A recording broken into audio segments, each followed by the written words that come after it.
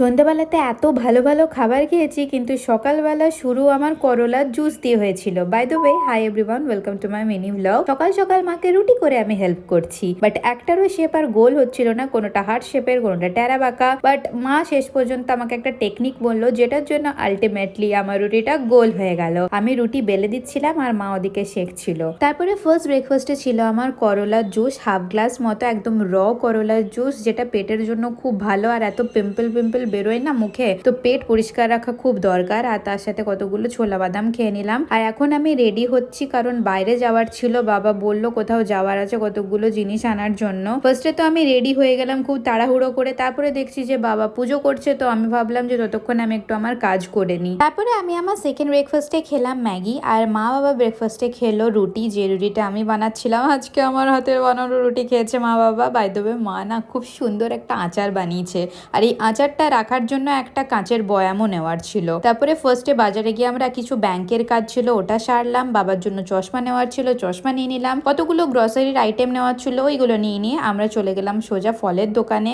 এখানে variety types of আম তো ছিল, বাট আমরা নিইনি।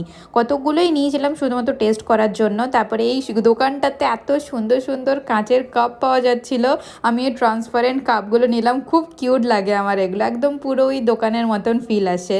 লাস্টে আমরা বাতাসা নিয়ে ঘর চলে আসলাম, দিয়ে মাকে দেখাচ্ছিলাম। আর এই কাপগুলো শুধুমাত্র 10 টাকা করে দাম নিল। অ্যান্ড ট্রাস্ট মি, এই আমটা একদমই ভালো ছিল না খেতে, খুবই টক টক ছিল। এই যে কাঁচের বয়ামটা দেখছো, এই বয়ামটার দাম 300 টাকা নিল। খাওয়া দাওয়া করে ফ্রেশ ট্রেশ হয়ে শুনতে পাচ্ছিলাম কেউ আমাকে ডাকছিল। বাইরে বেরিয়ে দেখি এরা গেট খুলতে, এরা ঘর ঢুকে যায়। অলমোস্ট পুরো দিনটা এরা আমাদের ঘরের উঠোনে ঘুরে বেড়ায়, একদম নিজেদের মতন করে থাকে, জল খায়, মজা করে, খেলে।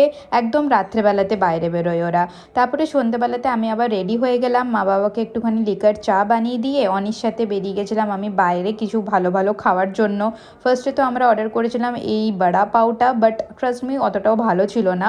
ওয়াফেলটা খুব ভালো ছিল খেতে, খুব টেস্টি লাগলো। অ্যান্ড লাস্টে আমরা একটা স্টিম মোমো অর্ডার করেছিলাম, একটা প্লেটের মধ্যেই হয়ে গেল। অ্যান্ড একটা মশালা কোক লাস্টে। তারপরে আমরা ঘর চলে আসলাম। অনির সাথে বেরোনো মানেই এসব হাবিজবি কতগুলো খাবার খেয়ে চলে আসি আমি, আর রাত্রেবেলার খাবারটা মিস হয়ে যায়। যাই হোক, সাবস্ক্রাইব আর follow for more such videos. By.